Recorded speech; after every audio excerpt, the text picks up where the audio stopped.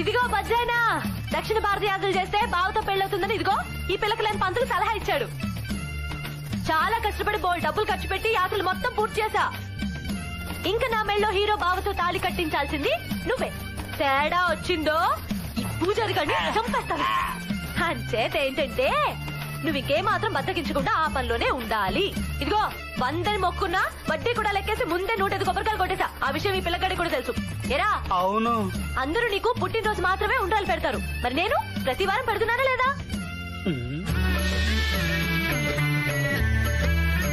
అదేమిటి స్వామి అలా చోరు మూసుకున్నారు? ఈ బసలక్ష్మి నష్టం వెళ్ళాక త్రాస్తుడా.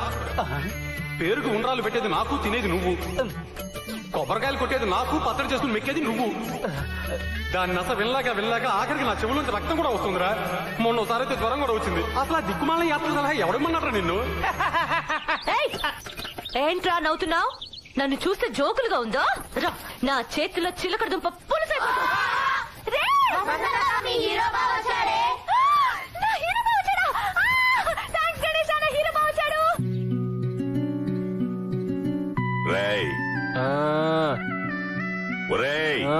పొడగొనేవేంటున్నానా?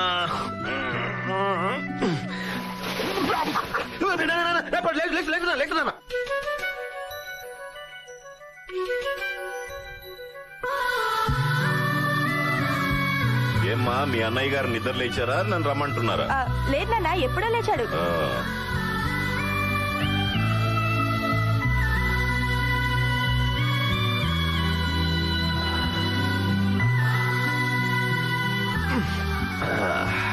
ఏమ్మా మీ అన్నయ్య గారు లేచారా? లే సార్ నన్ను రమ్మంటారా?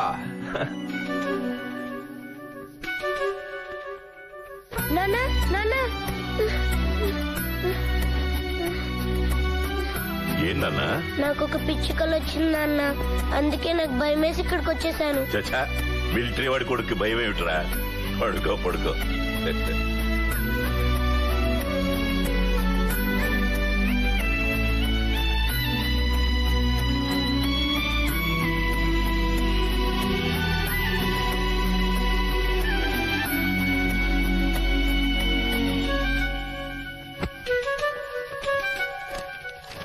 అరే నాన్న, నా దేశం ఇవాళ యుద్ధంలో గెలిచిందిరా. నేనక్కడ లేను, కానీ నా కొడుకు నువ్వు ఉన్నావు అక్కడ. నాకు చాలా గర్వంగా ఉందిరా. యుద్ధంలో చావు విలయ తాండవం నువ్వు చూసుంటావు. చావు భయం మనిషిని తన కర్తవ్యం నుంచి తప్పించడానికి శత విధాలా ప్రయత్నిస్తుంటుంది. చావు చేతిలో నువ్వు ఓడిపోకూడదు నాన్న, గెలవాలి. చావు మీద గెలుపంటే భూమి ఉన్నంతకాలం మనం బ్రతకడం కాదు నాన్న. చావుని చిరునవ్వుతో విక్రించడం, చావుని చిరునవ్వుతో ఆహ్వానించడం. జీవితంలో ఎలాంటి పరిస్థితులు ఎదురైనా ధైర్యాన్ని వదలకు. నీ పెదాల మీద చిరునవ్వు చెరగనివ్వకు. నువ్వు నవ్వితే చాలా బాగుంటావురా చంటి. నవ్వకపోతేనే నాలా ఉంటావు. నీ గుడ్డి చెల్లెలు పెళ్లి బాధ్యత కూడా నీకే అప్పచెప్తున్నా నాన్న.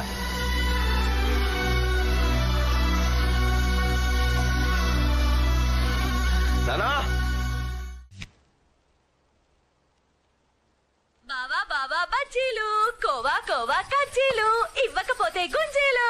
ఏ బావా, హీరో బావా, ఇదిగో నా ఆడబిడ్డ. ఎక్కడే నా మొగుడు?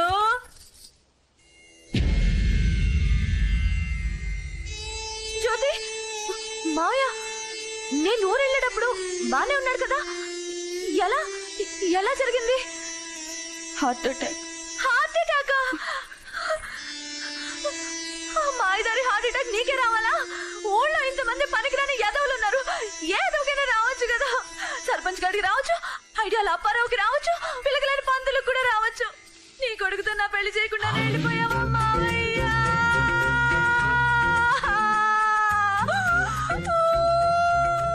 అమ్మది వసలక్ష్మి.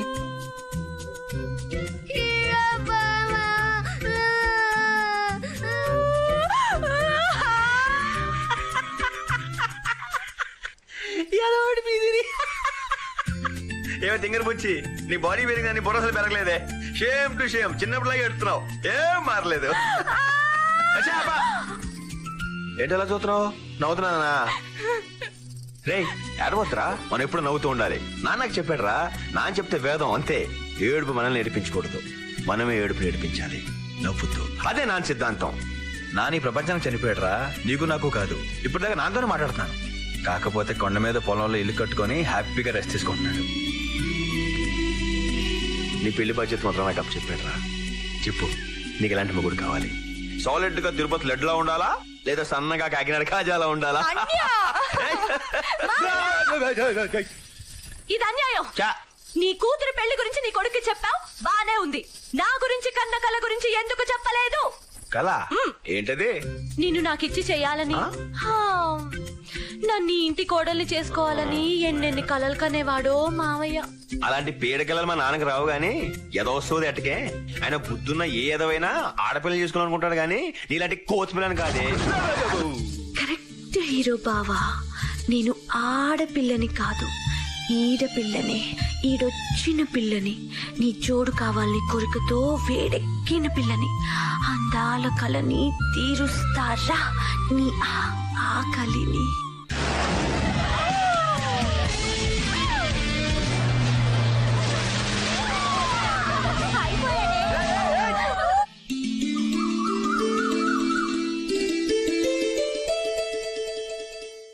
గ్రీన్ కలర్ ఇవ్వరా.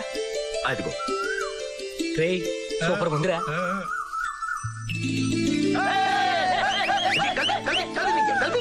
అరే ఈ ముగ్గు ఫోటో తీసి అమెరికా పంపిస్తే వచ్చింది.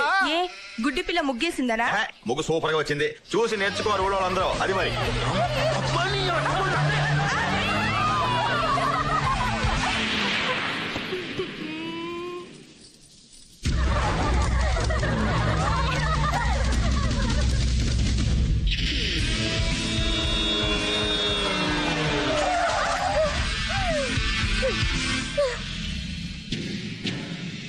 బాగుంది, చాలా బాగుంది.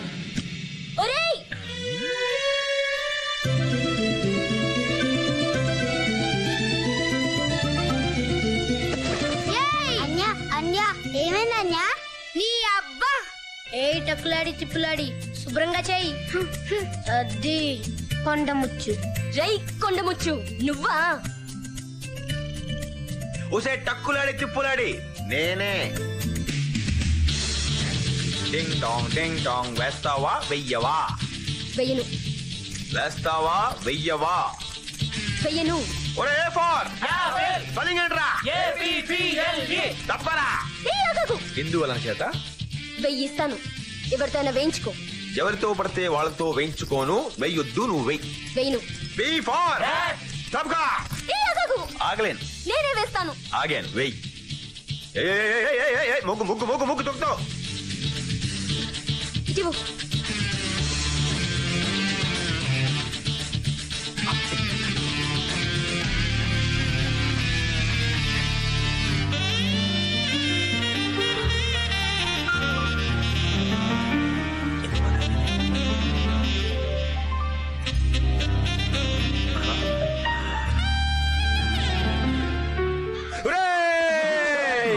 అప్పా చెల్లి లేరా మీకు? అలా చూస్తారు? వేసింది చాలు, అగీ తీసుకో. పొంగిన చాలు, తీసుకో తొందరగా. నాతో పెట్టుకోకే, తోలు తీరిపోద్ది. వెళ్ళరా. ఓ చంటిగడ్డి ప్రేమ కదా.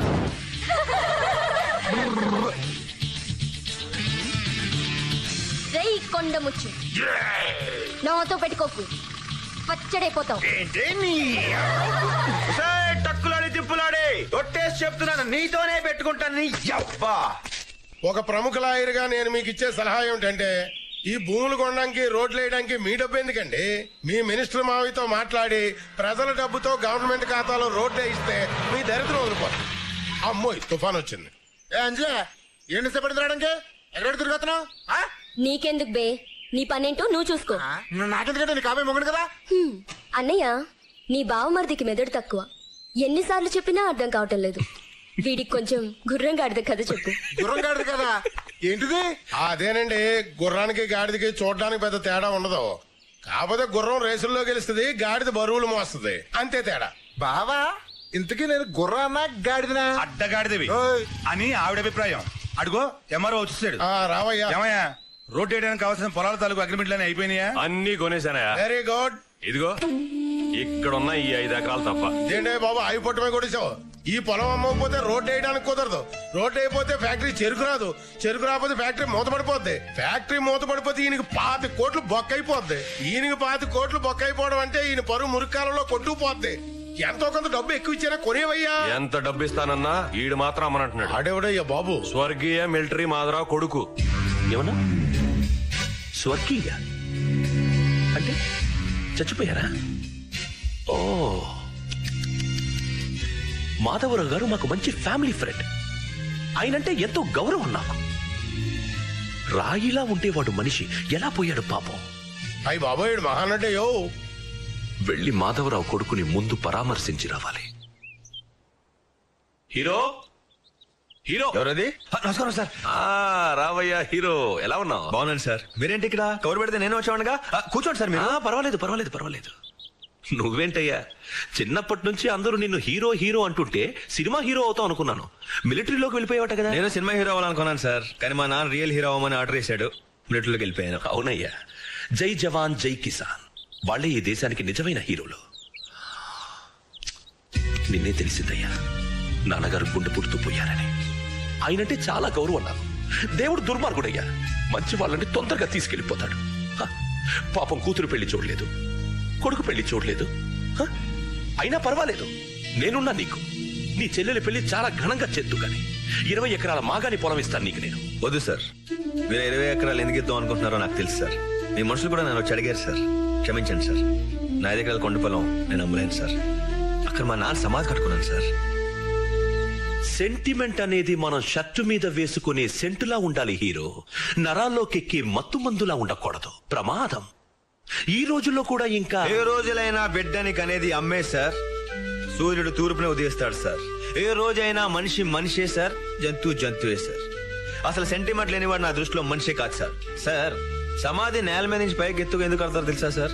మనల్ని పెంచడం కోసం జీవితాంతో కష్టపడ్డ మన పెద్దవాళ్ళు అలసిపోయి అక్కడ నిద్రపోతుంటారు సార్. ఎవరైనా పొరపాటున అక్కడ కాలుతో తొక్కుతారేమోనని తెలియడం కోసమే పైకి ఎత్తుగా సమాధి కడతారు sir. Okay okay okay okay. మీ నాన్నగారి సమాధి డిస్టర్బ్ కాకుండా చుట్టూ కంచె వేయించి దాని పక్క నుంచి నేను రోడ్డు వేయిస్తాను. అప్పుడేంటి నీకు అభ్యంతరం? సార్, మసీదులకి గుళ్ళకి చర్చలకే దిక్కులేదు సార్. నా తండ్రి సమాధికి ఏంటి సార్ గ్యారంటీ? వద్దు సార్, నన్ను వదిలేండి, మీకు దండం పెడతాను. సరే అలాగే కానీ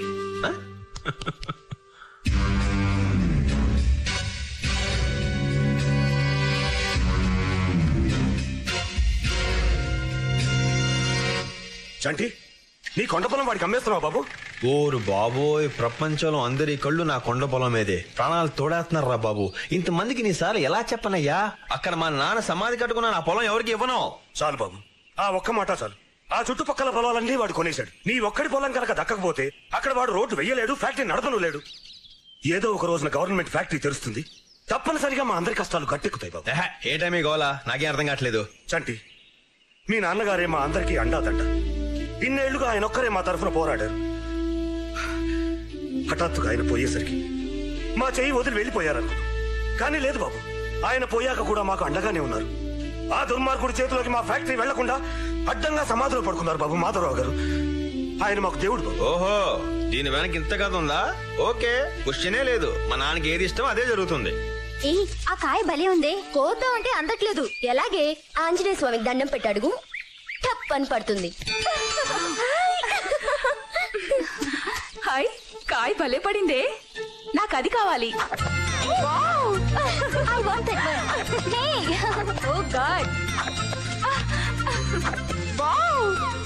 నాకు ఈ కాయ కావాలి.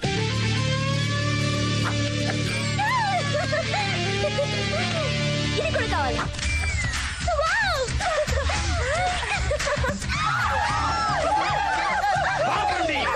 ఈ నరమేత ఆపండి, ఈ హత్యకాండని ఆపండి. అసలు ఈ కాయలు చంపే అధికారం మీకు ఎవరిచ్చారు? హత్య ఏంటి, కాయల్ని చంపడం ఏంటి? పిచ్చా? ఈ చెట్టు కాదు, ఈ చెట్టు అంటే ఏమనుకుంటున్నావు? మా వంశ వృక్షం ఒక మొక్కగా మొలిచి జెండకు ఎండి వానకు తడిసి చలికి వణికి ఈ మహావృక్షంగా మారింది. ఆ వేళ్ళు మా ముత్తాత, ఆ కాండం మా తాత, ఆ ఆకులు చిగుళ్ళు కొమ్మలు రెమ్మలు మా బాబాయిలు మా మావలు మా అత్తలు మా పిల్లలు తాత. ఈ కాయలు నా సోదర కాయలు, సోదరమణి కాయలు ఆల్రెడీ కొన్ని చచ్చిపోయాయి. కాయలు కూడా ఆడమగా ఉంటాయా? ఉంటాయి, కానీ అది నాలాంటి మేధావులకి అర్థమవుతుంది. అలాంటి నా సోదర కాయలు హత్య చేస్తావా? ఏయ్, ఓవర్ యాక్షన్ చేయకు. మామిడికాయలకు వస్తే హత్య అంటావేంటి? ఒరే పదండ్రా వెళ్దాం. వీళ్ళ పంచాయతీకి తీసుకెళ్తా. అక్కడ వీళ్ళ చెత్త కట్టా వీళ్ళందరూ బట్టలు పీకి పారేస్తా. ఎర్రటి చెవులు ఎక్కిస్తారు. అప్పుడు కానీ నాకు కోపం చల్లారదు. వద్దండి ప్లీజ్, కావాలంటే డబ్బులు తీసుకోండి. మా మాట వినండి ప్లీజ్ ప్లీజ్. ఓవర్ యాక్షన్ చేయకుండా ఒప్పేసుకో. Okay okay okay. ఎంత? 100. ఇందా కాయకు 100. కాయకి 100? నేనివ్వను. చెట్టు బట్టలు ఎర్ర చీమలు.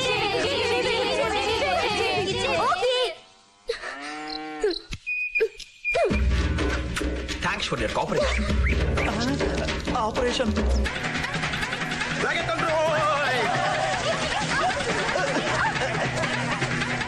మీరేటమ్మాయి గారు ఎలా వచ్చారు? ఒక ముక్క చెప్తే నేనే కాయలు తెచ్చామని కదా. ఏంటి ఆలోచిస్తున్నారు? ఈ తోట నీదా? భలే వారండి. ఈ తోట మీదే, ఈ చెట్లు మీవి, కాయలు మీవే. ఏవే అంజలి, వాడెవడో మహా గెట్టాడనే నీ తోటలో కాయలు నీకే అమ్మేశాడు.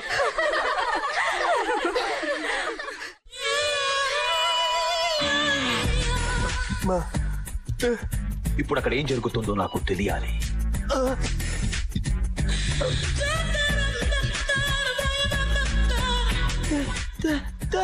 ఒరేయ్, ఇప్పుడు అక్కడ ఏం జరుగుతుందో నాకు తెలియాలి.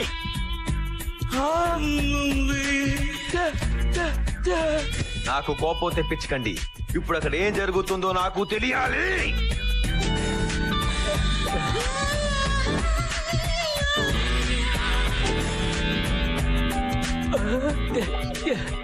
మీకు దండం పెడతాను రా. అక్కడ ఏం జరుగుతుందో కొంచెం చెప్పండి రా.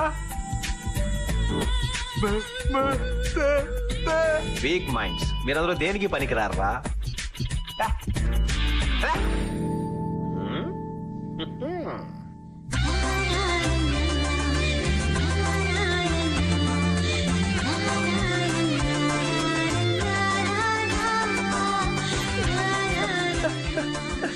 తిరిగిపోతుందిరా బాబోయ్.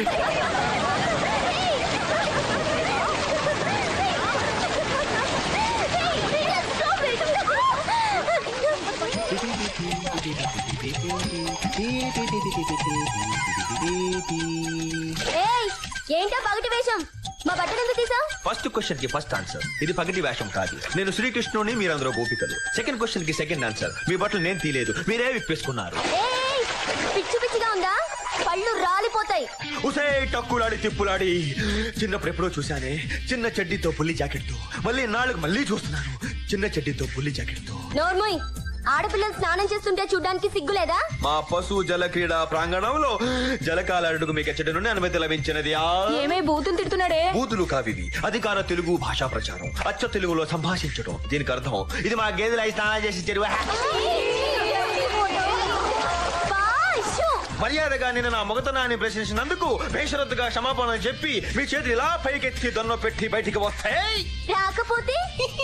రాకపోతే మీ బట్టలు తీసుకొని పారిపోతాం. పారిపోతే బొంగలేరా, మీరే బట్టలు బయట రాలేరుగా.